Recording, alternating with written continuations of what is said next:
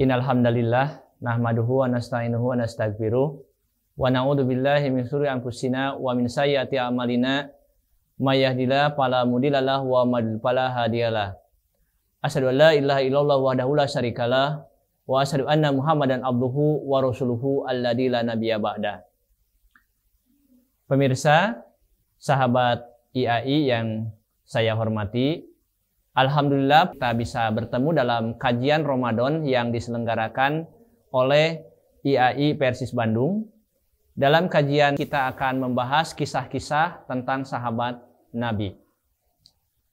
Bahwa perjuangan agama Islam yang sekarang itu sampai ke seluruh pelosok negeri, bahwa itu tak lepas dari strategi yang diterapkan oleh Rasulullah dan tentu adalah dukungan para sahabat yang mendukung terhadap strategi yang diterapkan oleh Rasulullah tersebut. Para sahabat itu mendukung kegiatan-kegiatan dakwah yang disampaikan oleh Rasulullah itu, baik dalam bentuk tenaga, pikiran, harta, bahkan kesetiaan pun mereka lakukan. Maka dengan bermunculannya para sahabat-sahabat tersebut atau dukungan para sahabat tersebut mengakibatkan kekuatan Islam itu adalah sampai ke seluruh penjuru dunia. Termasuk di dalamnya adalah Nusantara ini, negara kita, Republik Indonesia. Maka mayoritas Islam itu memeluk di negeri, mayoritas Islam itu adalah dipeluk oleh penduduk warga negara Republik Indonesia. Ini tak lepas dari dukungan para sahabat pada waktu itu. Perlu kita ketahui bahwa ketika Rasulullah menyebarkan agama Islam, maka Ali bin Abi Thalib, Khadijah, Abu Bakar As-Siddiq, Zaid bin Haris, Utsman bin Affan, itu mereka adalah menjadi seorang atau menjadi orang-orang yang pertama memeluk agama Islam atau menerima dakwahnya Rasulullah. Tentu ini adalah bagian daripada kesetiaan, bagian daripada keyakinan terhadap apa yang disampaikan oleh Rasulullah SAW tersebut. Sebagaimana kita di bulan suci Ramadan ini juga, maka keyakinan terhadap ajaran Rasulullah SAW tersebut, kita menjalankan ibadah-ibadah yang mereka, yang pada awal-awal Islam ke dunia ini, atau Islam yang dibawa oleh Rasulullah tersebut, kita meyakini dengan apa yang diajarkan oleh Rasulullah SAW itu merupakan ajaran yang benar. Ibadah saum yang sedang kita laksanakan itu adalah bagian daripada keyakinan kita atau keimanan kita terhadap ajaran Muhammad SAW. Pun demikian, saya sangat meyakini bahwa yang tadi saya sebutkan, 5 orang yang pertama masuk Islam tersebut, Ali bin Abi Thalib sampai dengan Utsman bin Affan tersebut, maka itu adalah mereka bagian daripada keyakinan, bukan hanya bagian daripada kecintaan terhadap Rasulullah SAW. Nah, pun demikian, menyebarnya Islam ke seluruh Nusantara atau ke seluruh penjuru bumi ini adalah tak lepas dukungan dari para sahabat. Maka dari dukungan-dukungan mereka itu, Rasulullah sempat menceritakan ada beberapa orang nanti yang dijamin masuk surga. Ini adalah merupakan sebuah kabar bahagia, yang dimana kabar bahagia itu disampaikan oleh orang panutan yang jelas tidak diragukan lagi keyakinannya atau kejujurannya. Tetapi bagi mereka-mereka yang mendapatkan informasi bahwa orang-orang tersebut dijamin masuk surga, bukan malah berleha-leha, bukan malah mereka itu adalah bersantai-santai, tetapi mereka itu adalah terus meningkatkan keimanan, ketakwaan terhadap Allah Subhanahu wa Ta'ala. Contoh-contoh orang-orang yang sudah dijamin masuk surga tersebut, yang pertama adalah Abu Bakar As-Siddiq. Tentu Abu Bakar As-Siddiq ini adalah karena kesetiaannya, dia rela mengorbankan jiwanya, hartanya untuk mendampingi Rasulullah SAW. Kemudian ada Umar bin Khattab, terkenal dengan strateginya serta keberaniannya. Ada Utsman bin Affan, ada Ali bin Abi Thalib, Thalhah bin Ubaidillah, ada Zubair bin Awam. Kemudian ada Abdurrahman bin Auf. Yang pada hari ini akan kita bahas ini adalah yang terakhir. Yang terakhir saya sebutkan. Kemudian ada juga beberapa orang yang akan masuk surga, dijamin masuk surga. Salah satunya adalah yang lainnya adalah yang ke-8 itu adalah Sa'ad bin Abi Waqqas. Kemudian ada Sa'id bin Zaid bin Amr bin Naufal. Kemudian ada Abu Ubaidillah bin Jarrah. Nah, tetapi yang akan dibahas pada sore hari ini adalah tentang siapa itu adalah Abdurrahman bin Auf. Kalau dibaca di dalam tarikh-tarikh, di dalam sejarah, Abdurrahman bin Auf itu adalah lahir pada tahun 44 atau 500 sebelum Masehi, gitu kan? Dan Abdurrahman bin Auf ini adalah orang yang terkenal dengan kekayaannya. Sekali lagi bahwa Abdurrahman bin Auf ini adalah seorang sahabat yang memiliki kekayaan yang luar biasa. Bahkan ketika orang-orang zaman sekarang itu mengkonversi kekayaan Abdurrahman bin Auf, maka dia itu adalah setara dengan 6 triliun lebih. Sudah terbayangkan kekayaan zaman waktu itu, zaman Rasulullah, kalau dikonversi sekarang itu adalah menjadi 6 triliun. Sudah terbayangkan bagaimana kayanya seorang Abdurrahman bin Auf. Nah, tentu di bulan Ramadan ini adalah yang pertama, Abdurrahman bin Auf itu memiliki sebuah kekayaan yang luar biasa. Yang kedua itu adalah dijamin masuk surga. Yang selanjutnya itu adalah Abdurrahman bin Auf itu adalah seorang pebisnis yang rela memberikan hartanya untuk kemajuan Islam di jalan pada masa lampau. Dia rela menyumbangkan sebagian harta kekayaan yang digunakan untuk berdakwah bersama Rasulullah atau berdakwah untuk menyebarkan agama Islam tersebut. Mungkin bagi para pengusaha muslim, nama Abdurrahman bin Auf itu adalah tentu saja tidak asing di telinga-telinga kita. Tidak asing juga diteladani oleh orang-orang pebisnis muslim tentang sosok Abdurrahman bin Auf tersebut. Kenapa? Abdurrahman bin Auf itu adalah seorang yang pebisnis ulung. Seorang yang tawadu, seorang yang rendah hati, seorang yang beriman, seorang yang soleh, dan juga seorang pengusaha atau seorang konglomerat yang bertakwa. Itu sangat luar biasa. Nah, tentu kita adalah sebagai penerus daripada ajaran Nabi Muhammad SAW di masa-masa sekarang ini sangat mencintai atau sangat menteladani tentang Abdurrahman bin Auf tersebut.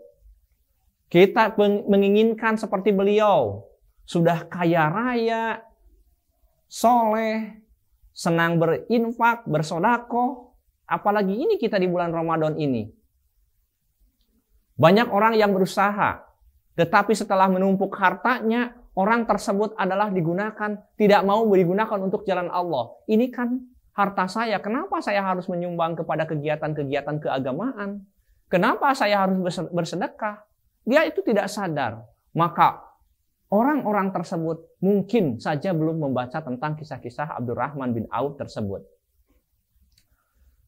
Selain itu juga Abdurrahman bin Auf, selain dia itu pandai berwirausaha, berdagang, berniaga, juga Abdurrahman bin Auf itu tidak ketinggalan. Dia selalu mengikuti kegiatan-kegiatan peperangan pada zaman Rasulullah SAW.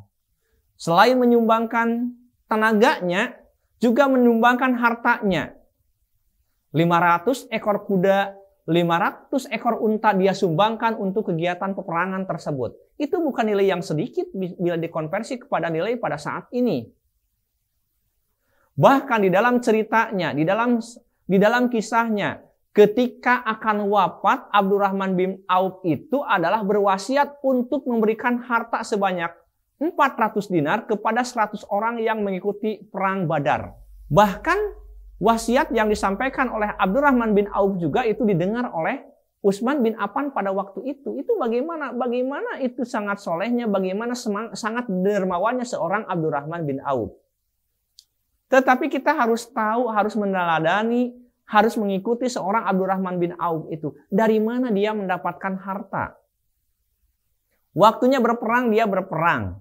Waktunya dia berniaga, ya berniaga. Waktunya beribadah, Abdurrahman bin Auf itu adalah selalu beribadah. Maka ada beberapa suri tauladan atau ringkasan daripada kegiatan-kegiatan yang dilakukan oleh Abdurrahman bin Auf tersebut sehingga dia mendapatkan atau menjadikan seorang pengusaha. Saya mencatat ada 6. Ada 6 kesuksesan bisnis yang dijalankan oleh Abdurrahman bin Auf sehingga beliau itu menjadi seorang konglomerat, seorang saudagar pada zamannya. Yang pertama itu yang dilakukan oleh Abdurrahman bin Auf itu adalah beliau tidak mengambil keuntungan yang sangat besar. Tetapi dia itu mengambil keuntungan sedikit tetapi volume yang sangat banyak. Jumlah nilai margin itu, jumlah nilai keuntungan yang diambil oleh Abdurrahman bin Auf itu sangat tipis. Tetapi dengan volume jumlah yang banyak maka akan menambah keuntungan atau memperbesar keuntungan yang diperoleh oleh Abdurrahman bin Auf. Kalau kita kan sebaliknya, sudah ngambil untung besar, menginginkan penjualan yang besar juga. Itu kan akhirnya banyak pelanggan-pelanggan yang tidak simpati, tidak mau. Kenapa? Harganya terlalu mahal, gitu kan? Nah, kalau Abdurrahman bin Auf itu, dia mengambil keuntungan yang sedikit, tetapi jumlah penjualan yang cukup banyak, maka akan mengimbangi margin yang dia dapatkan. Kemudian, yang dilakukan oleh Abdurrahman bin Auf, sehingga dia menjadikan seorang saudagar yang sukses. Yang kedua adalah, dia selalu menjalankan kegiatannya itu dengan penjualan tunai, secara cash. Maka ketika penjualan dilakukan secara cash, dia akan mendapatkan likuiditas, dia mendapatkan uang secara cepat dibandingkan dengan dia melakukan penjualan kredit, tetapi uang yang didapatkannya itu adalah jeda waktu. Tapi kalau cash, waktu itu menjual, waktu itu pun dia mendapatkan keuntungan sehingga dia bisa membelanjakan lagi atau meniagakan lagi kepada transaksi-transaksi yang lainnya. Yang selanjutnya, Abdurrahman bin Auf itu adalah memiliki integritas yang tinggi. Dia itu adalah seorang yang sangat jujur di dalam berjualan. Dia itu adalah ketika berjualan maka selalu menyiapkan atau mempersiapkan barang-barang yang memiliki nilai kualitas. Dan itu adalah ketika barang itu memiliki nilai kualitas maka akan dikenal oleh masyarakat. Nah, silahkan berbelilah ke Bapak A, Bapak B, Ibu A, Ibu C. Kenapa? Barang yang dia jual itu sudah murah, ramah. Kemudian barang yang dia jual pun berkualitas. Bukan barang-barang yang apkiran, reject, dijual. Bukan, tetapi yang dijual oleh dia itu adalah barang-barang yang berkualitas. Karena Abdurrahman bin Auf itu memiliki integritas, sehingga barang yang dijualnya berkualitas, dia berkomitmen terhadap apa yang dia dapatkan itu adalah bukan hanya untuk dirinya, tetapi berintegrasi terhadap agama, berintegrasi terhadap masyarakat. Memiliki integritas itu adalah hal yang harus dimiliki oleh seorang pengusaha jika mengacu terhadap kesuksesan Abdurrahman bin Auf. Yang selanjutnya adalah, yang keempat adalah Abdurrahman bin Auf ketika berniaga itu adalah dia berorientasi pasar. Apa yang dibutuhkan masyarakat pada sekarang ini? Sekarang di bulan Ramadan. Maka yang dibutuhkan oleh masyarakat ini biasanya pada akhir tahun, pada akhir bulan Ramadan, itu adalah ada baju-baju, pakaian, dan sebagainya, makanan. Maka Abdurrahman bin Auf itu adalah menyiapkan atau memasuki niaga-niaga untuk barang-barang tersebut.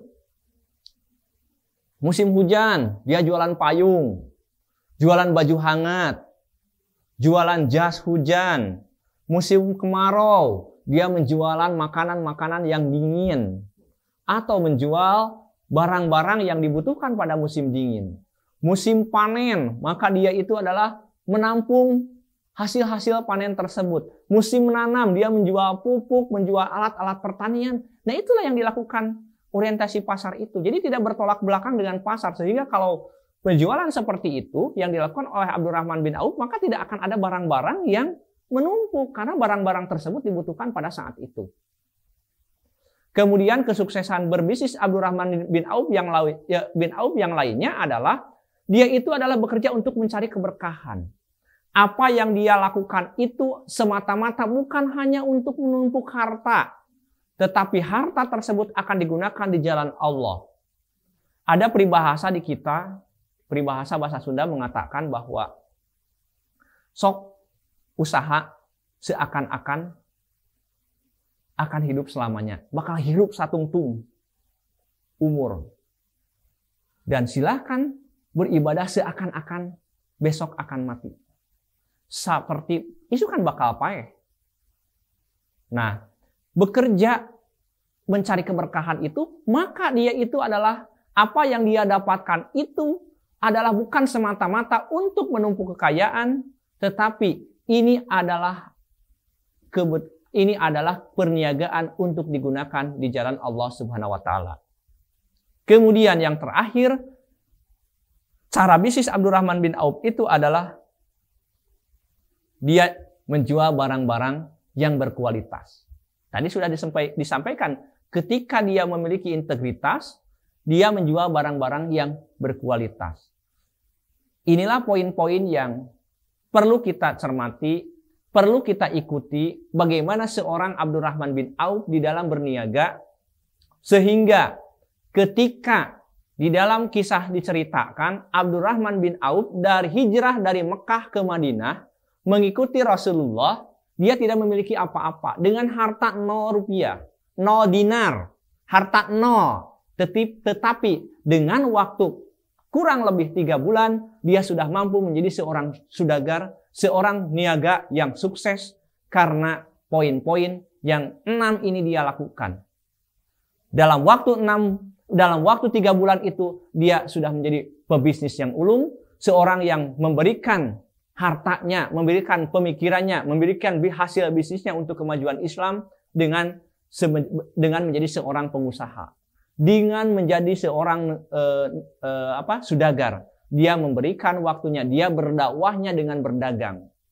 Karena dakwah dengan berdagang itu, maka dia yang lakukan itu adalah sangat banyak dengan pelanggan, dengan supplier, dengan sesama pedagang, maka ini akan terbentuk sebuah komunitas. Sehingga dengan berniaga atau berdagang tersebut memudahkan seseorang untuk lebih banyak bergaul. Lebih banyak temannya, lebih banyak kawannya, lebih banyak koleganya itu di dalam berdagang. Mudah-mudahan di bulan suci Ramadan ini kita menambah keimanan kepada Allah Subhanahu wa taala, serta tak lupa bagi para pengusaha, bagi para saudagar, apa yang sudah saya sampaikan tentang kisah Abdurrahman bin Auf, dengan bersedekah, dengan berinfak tidak akan mengurangi terhadap hartanya, tapi justru akan menambah keberkahannya. Mari di bulan Ramadan ini kita sama-sama untuk meningkatkan ketakwaan, keimanan kita terhadap Allah Subhanahu wa taala, baik dengan ibadahnya ditingkatkan, infaknya ditingkatkan, kegiatan berdakwahnya ditingkatkan. Mudah-mudahan kita menjadi hamba-hamba Allah yang bersyukur, menjadi umat Rasulullah pilihan yang mampu menjaga ajaran Rasulullah SAW.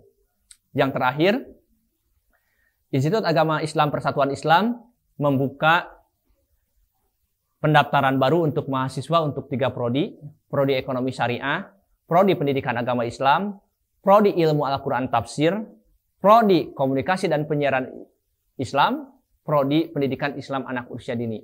Mari para sahabat IAIP untuk mendaftarkan keluarganya ke IAIP tersebut, salah satu perguruan tinggi yang memiliki kualitas dan mudah-mudahan mampu menjaga keimanan dan ketakwaan, atau menjaga jalan untuk keimanan dan ketakwaan terhadap Allah Subhanahu wa taala.